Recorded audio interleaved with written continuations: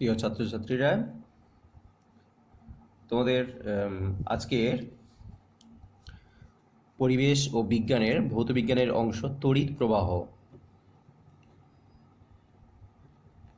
নিয়ে আজকে আলোচনা করব। আগের দিনে তোমাদের চুম্বক পড়িয়েছিলাম, চুম্বক নিশ্চয়ই ভালো করে পড়েছ।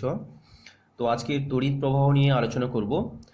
তড়িৎ প্রবাহ, আচ্ছা, তোমাদের নিশ্চয়ই বাড়িতে তোমরা অনেক সময় বিভিন্ন ধরনের তার বা ছোট বাবার লাইটের বাল্ব বা ব্যাটারি নিয়ে খেলাধুলা করেছো। অনেক সময় তোমরা কি করেছো, যদি আমি একটা উদাহরণ দিই।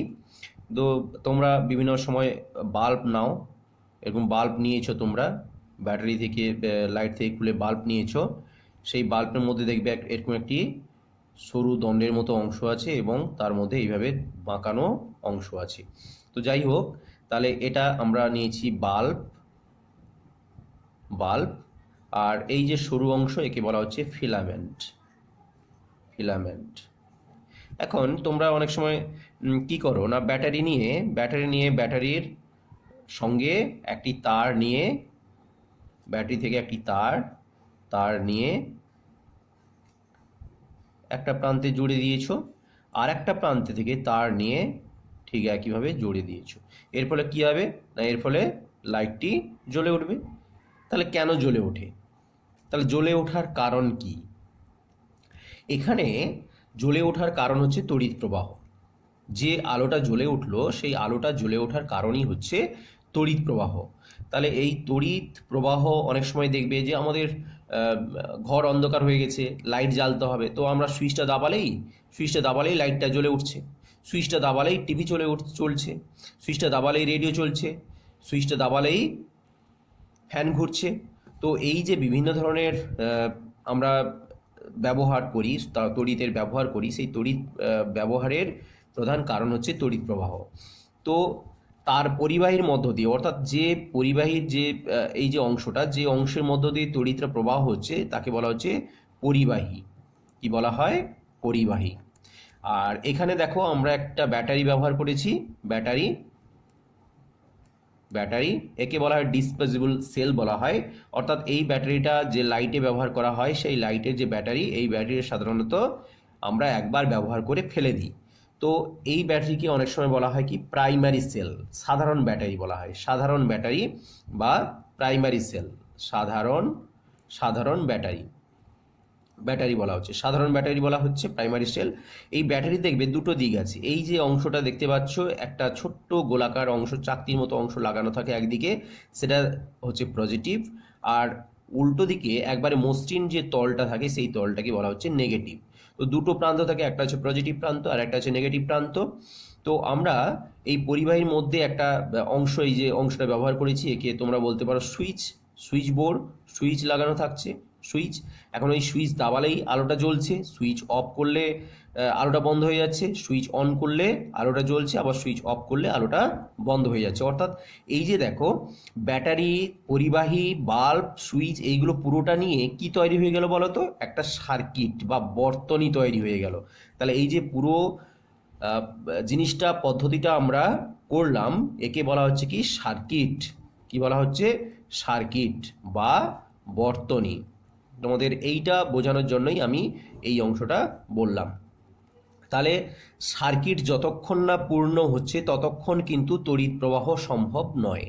তাহলে যখন সুইচটা অন আছে, যখন আমরা সুইচ অন করছি, যখন সুইচটা অন করব, অন করলে কি পরিণত কিসে হবে না, তখন হচ্ছে সার্কিটটা পরিপূর্ণ হয়ে যাচ্ছে, তখন তাকে বলা হচ্ছে ক্লোজ সার্কিট বা বদ্ধ বর্তনী, ক্লোজ সার্কিট বা বদ্ধ বর্তনী। আর যখন অফ করে দিচ্ছি,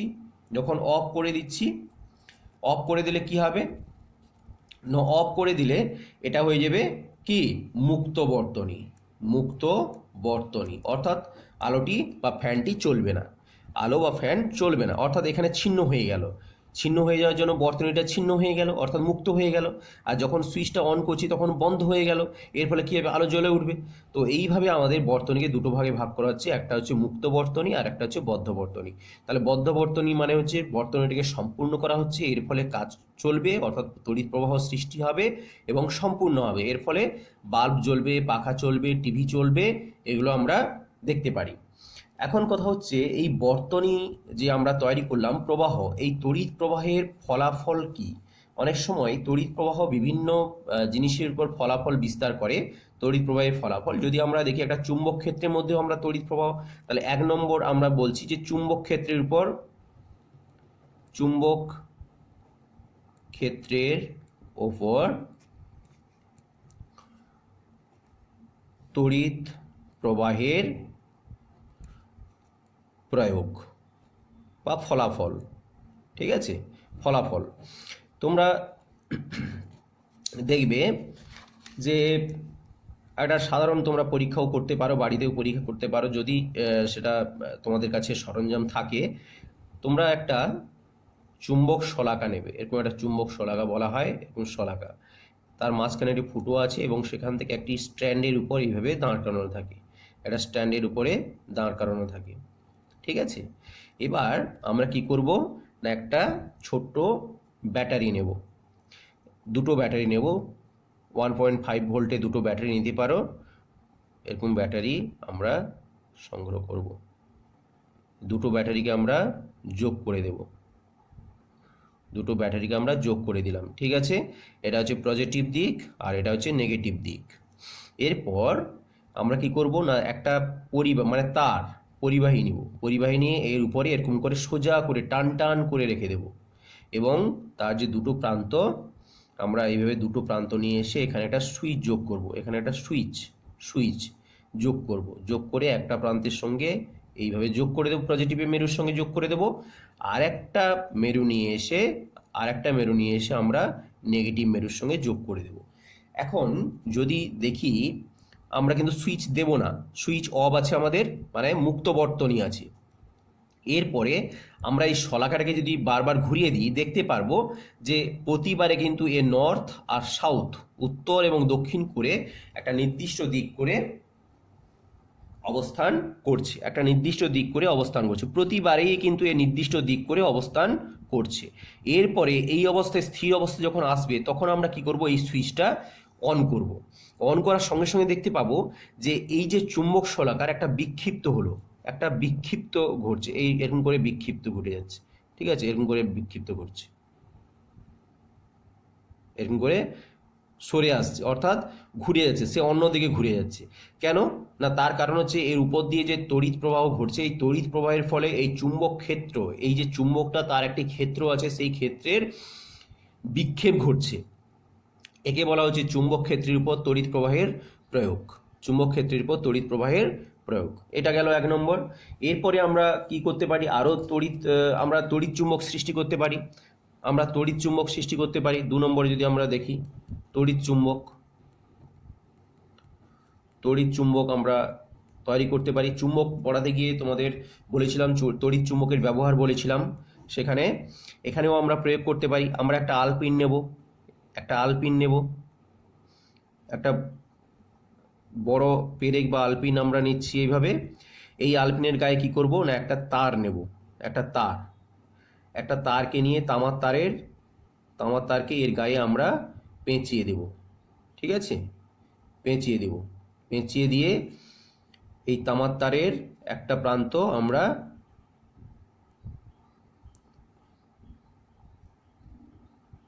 ব্যাটারির পজিটিভ দিকের সঙ্গে আর একটা প্রান্ত আমরা নেগেটিভ দিকের সঙ্গে যুক্ত করে দেব।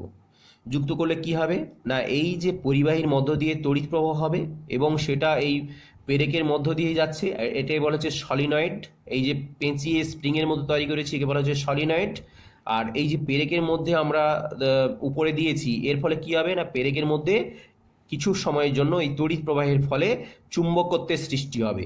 এর ফলে যদি আমরা এর গায়ে যদি আমরা ছোট ছোট পিনগুলো লাগিয়ে দিই, তাহলে দেখতে পাবো সেই পিনগুলো কিন্তু আটকে আছে। তাহলে আটকে থাকার কারণ কি না, আটকে থাকার কারণই হচ্ছে যে এই তড়িৎ প্রবাহের ফলে এই পিনটি অর্থাৎ পেরেকটি চুম্বকে পরিণত হয়েছে, চুম্বকে পরিণত হয়েছে। এখন কথা হচ্ছে ব্যাটারির সংখ্যা যদি আমরা বাড়িয়ে দিই এর ফলে কি হবে না এর চুম্বকত্বের পরিমাণও বেড়ে যাবে। অর্থাৎ ব্যাটারির সংখ্যা আমরা যত বাড়াবো এর চুম্বকত্বের পেরেকটি চুম্বকত্বের পরিমাণ তত তীব্র হবে। এর ফলে এর নিচে যে পেরেকগুলি আমরা পিনগুলো লাগাচ্ছি সেই পিনগুলোর সংখ্যাও তোমরা বাড়াতে পারো, এই পিনগুলোর সংখ্যা তোমরা বাড়াতে পারো। ঠিক একইভাবে এই সংখ্যা বাড়াতে থাকবে, দেখবে যে সুন্দর তারা আকর্ষণ করছে। এটা হচ্ছে তড়িৎ চুম্বক, অর্থাৎ তড়িৎ প্রবাহের ফলে তড়িৎ চুম্বক কীভাবে সৃষ্টি হচ্ছে। এরপরে তড়িৎ প্রবাহের ফলে কি হতে পারে, আলো উৎপন্ন হতে পারে। আমরা জানি তড়িৎ প্রবাহের ফলে আলো, অর্থাৎ আমাদের সুইচ দাবালে বিভিন্ন ধরনের আলো জ্বলছে। এছাড়া আমরা বিশেষ ধরনের এখন লাইট ব্যবহার করি যাকে বলা হচ্ছে এলইডি লাইট। এলইডির পুরো নাম কি না লাইট এমিটিং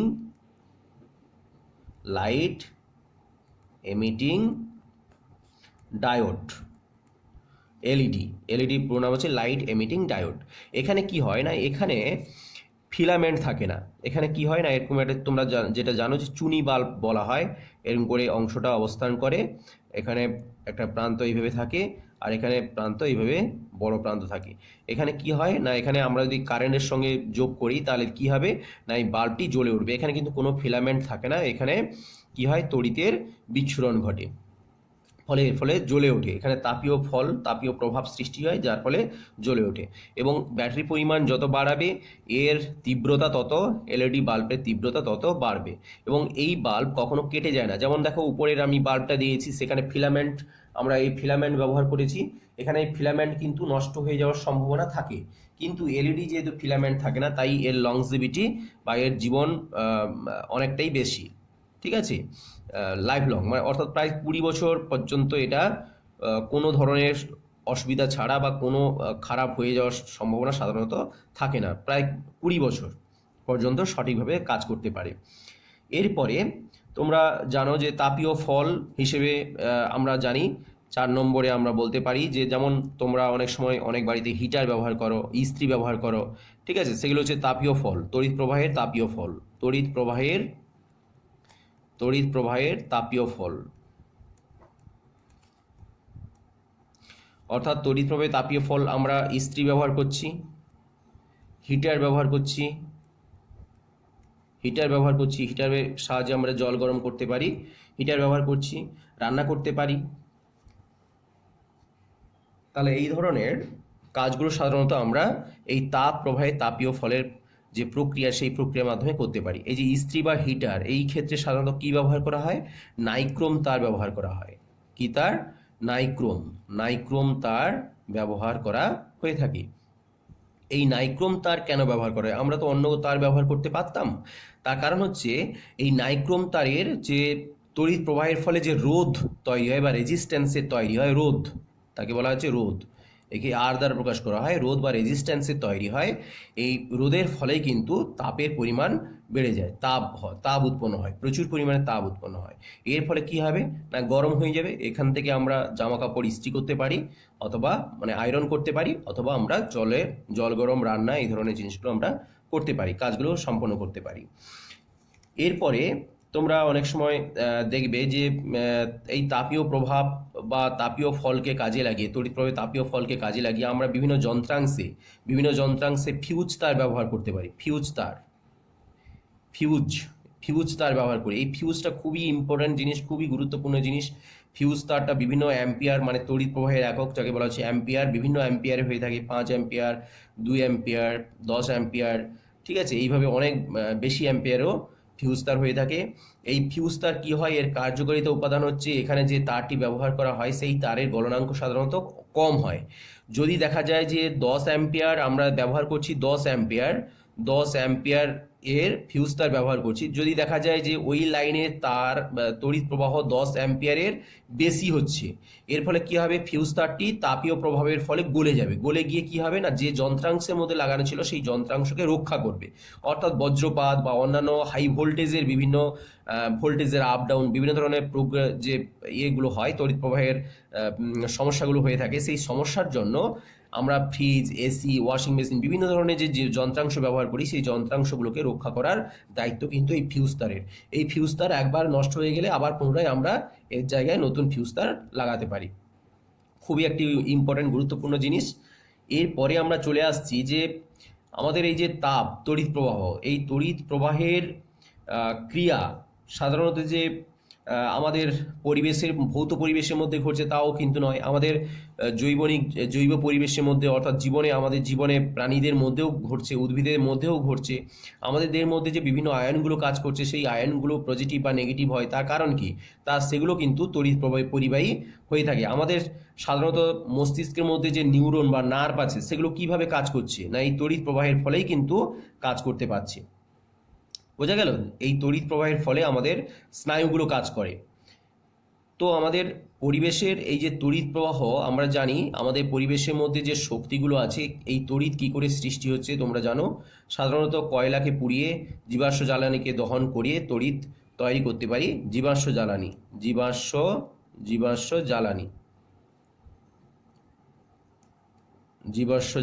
জীবাশ্ম জ্বালানিকে পুড়িয়ে সাধারণত তড়িৎ তৈরি করা হয়, মানে বিদ্যুৎ উৎপাদন করা হয়। কিন্তু বর্তমান প্রযুক্তিতে আমাদের এই জীবাশ্ম জ্বালানির পরিমাণ কিন্তু সীমিত। যদি আমরা এটাকে বেশি পরিমাণে ব্যবহার করি, তাহলে কি হবে? না একদিন বা অদূর ভবিষ্যতে কিন্তু আমাদের পৃথিবীতে এই জীবাশ্ম জ্বালানির অভাব দেখা দেবে। এর ফলে যে প্রজন্ম, আমাদের যে ভবিষ্যতের যে প্রজন্ম, তারা কিন্তু সমস্যার সম্মুখীন হতে পারে। তাহলে তাদের কথা ভেবে, ভবিষ্যতের কথা ভেবে আমরা এখন বিকল্প একটি পদ্ধতি ব্যবহার করব। বিকল্প শক্তি। সেই শক্তিটা কি? বিকল্প শক্তির ব্যবহার আমরা বেশি করে করব। এই বিকল্প শক্তি হচ্ছে বলা হয় চিরাচরিত শক্তি। বিকল্প শক্তি বা চিরাচরিত শক্তি বলা হয়, যাকে আবার বলা হয় অপ্রচলিত শক্তিও বলা হয়ে থাকে। এগুলো কি? সাধারণত পরিবেশ বান্ধব শক্তিও বলা হয়। পরিবেশ বান্ধব শক্তিও বলা হয়ে থাকে। কেন না? তার কারণ হচ্ছে এই পরিবেশ বান্ধব বা এই ধরনের বিকল্প শক্তির মাধ্যমে কিন্তু আমাদের পরিবেশে কোনো ধরনের দূষণ প্রক্রিয়া হয় না বা দূষণ হয় না। যেমন হচ্ছে কি না, সৌরবিদ্যুৎ। তোমরা জানো সৌরবিদ্যুৎ, ঠিক আছে? সৌরবিদ্যুৎ, সোলার প্লেটের মাধ্যমে সৌরবিদ্যুৎ তৈরি করা হয়। তারপরে কি? তারপরে হচ্ছে বলা হয় যে জলবিদ্যুৎ শক্তি, ঠিক আছে? তারপরে হচ্ছে জোয়ার ভাটা শক্তির মাধ্যমে, ভূতাপ শক্তি, বায়ু শক্তি বা বায়ুকলের মাধ্যমে বায়ু শক্তি। আমরা এইভাবে বিভিন্ন ধরনের বিকল্প শক্তি আমরা ব্যবহার করতে পারি বর্তমানে। এর মাধ্যমে কিন্তু আমরা ভবিষ্যতের জন্য জীবাশ্ম জ্বালানি অর্থাৎ কয়লা, পেট্রোলিয়াম, প্রাকৃতিক গ্যাসগুলোকে সংরক্ষণ করতে পারি। তো এই অংশটা তোমাদের পড়তে হবে, ভালো করে পড়তে হবে। বইটা একটু ভালো করে পড়বে। কোনো সমস্যা থাকলে অবশ্যই জানাও। Thank you.